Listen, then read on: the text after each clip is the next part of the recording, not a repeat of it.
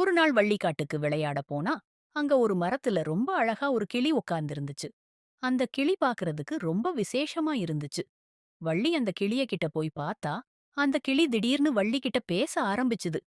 ஆமா குழந்தைகளா, அது பேசும் கிளி. வள்ளிக்கு ஒரே ஆச்சரியம். அந்த கிளி வள்ளி கிட்ட, நான் மாயாஜால கிளி, உனக்கு என்ன வேணும்னாலும் நான் தருவேன்.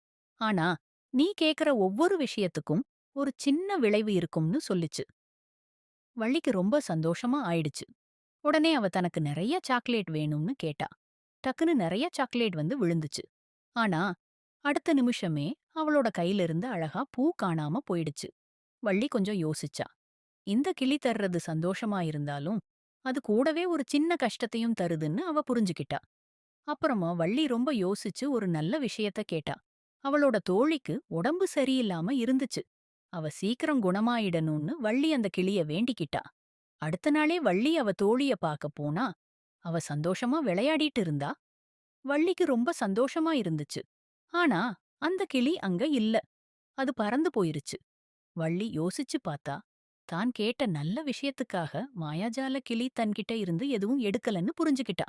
குட்டீஸ், இந்த கதையிலிருந்து நாம என்ன தெரிஞ்சுக்கிட்டோம்? எது கேட்டாலும் கிடைக்கும்னு நினைக்க கூடாது.